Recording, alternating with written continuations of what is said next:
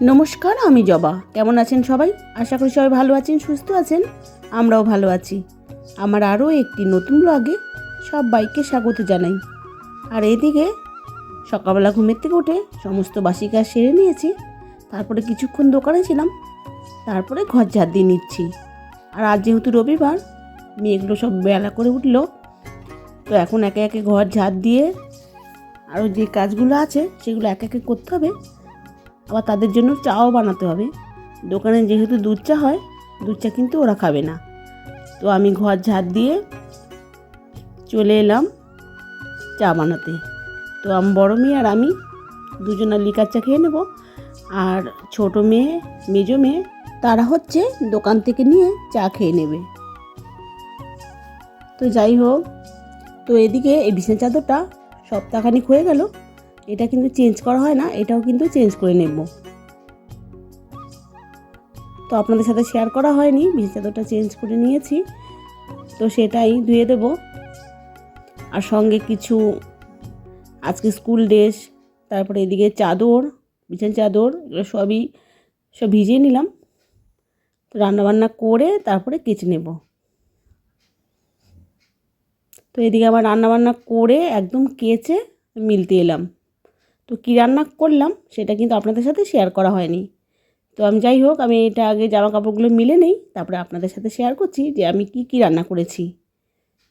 প্রত্যেক দিনই সকালবেলা ঘুমের থেকে উঠেই ভাবতে হয় যে কি রান্না করা যায়। তো সব কিছু থাকা সত্ত্বেও আমার কিন্তু একটা স্বভাব আছে, জিজ্ঞেস করতে হয় প্রত্যেক দিন যে কি রান্না করব। তো যাই হোক, আজকে কিন্তু কিছুই জিজ্ঞাসা করিনি, আমার মনের মতন করে রান্না করেছি। যেহেতু রবিবার,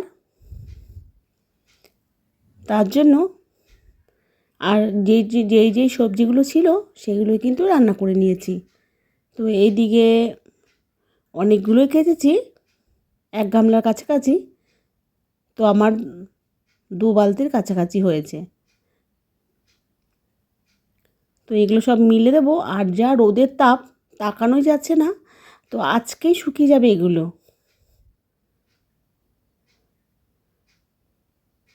তো সব মেলা হয়ে গেল। এবার সাদা জামাটা উজালা দিয়ে মিলে দেব। আবার জানেন তো, একটা জিনিস ভুলে গেছি, ওর মোজাগুলো ধোয়া হয়নি। তো যাই হোক, আগের 1 জোড়া মোজা ধোয়া আছে, সেটা কিন্তু পরে চলে যাবে। তো চলেন আপনাদের সঙ্গে শেয়ার করি যে কী রান্না করলাম। তো এখানে মটর ডাল আমি সিদ্ধ করে নিয়েছিলাম। তো উচ্ছে দিয়ে মটর ডালটা রান্না করেছি, শুক্তো ডাল তো খুব ভালো হয়েছে। আর এদিকে উচ্ছে ভাজাও আছে। আর এদিকে তরকারি রান্না করেছি পাঁচমিশালি, এর মধ্যে কচু আছে। তো খুব ভালো হয়েছিল।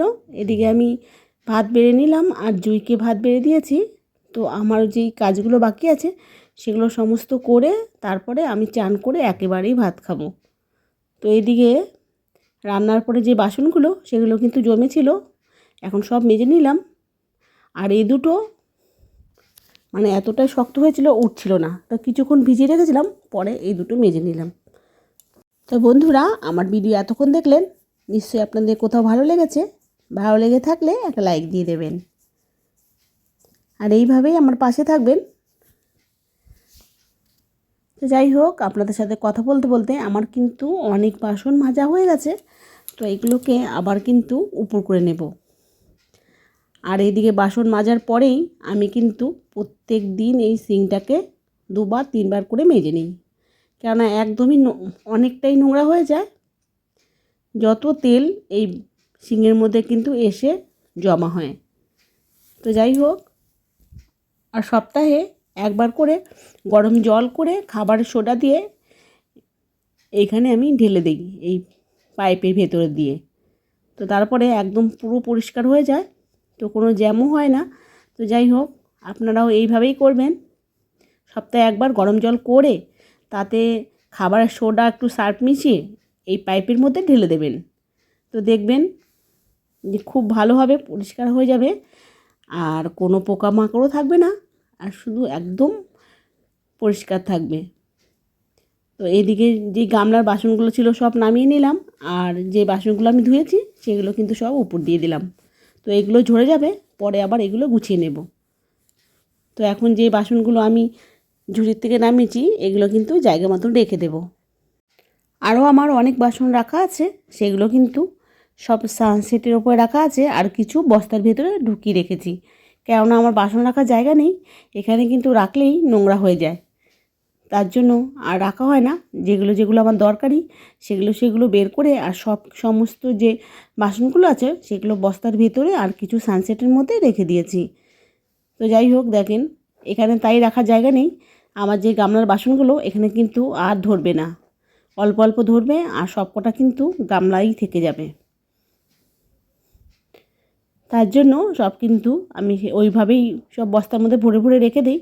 আর এইখানে দেখেন মশলা কৌটোগুলো যে রান্না করা হয়েছে সেগুলোও কিন্তু ভালোভাবে মুছে রেখে দিয়েছি।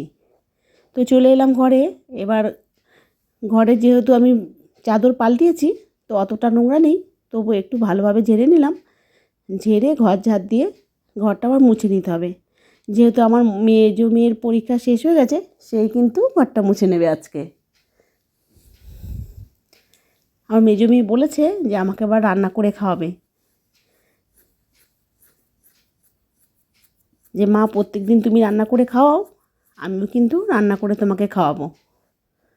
তো যাই হোক, সেই দিনটা কবে আসে দেখি, আপনাদের সাথে শেয়ার করব যে কবে আমাকে রান্না করে খাওয়াবে। তো এদিকে যেই ব্যাগগুলো থাকে, সোনার দোকান থেকে যে ব্যাগগুলো দেয়, সেই ব্যাগগুলো কিন্তু আমি ফেলে দেই না, সেই ব্যাগের মধ্যে সব কিছু ভরে রেখে দিই।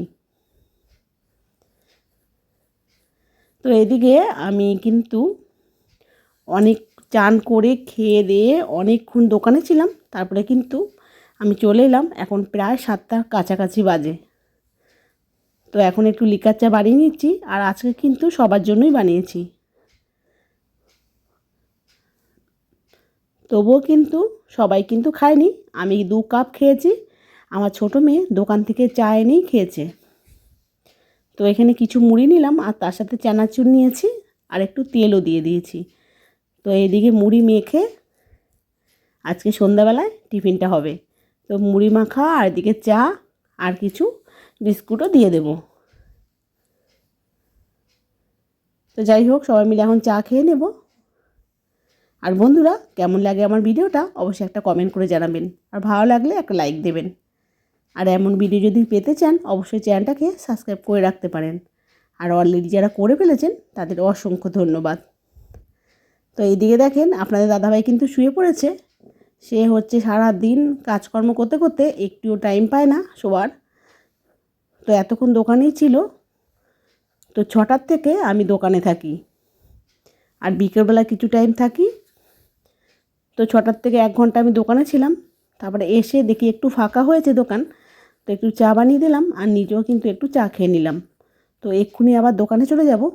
তো এখানে ভিডিওটা শেষ করলাম, দেখা হবে পরবর্তী ভিডিওতে। টাটা বন্ধুরা।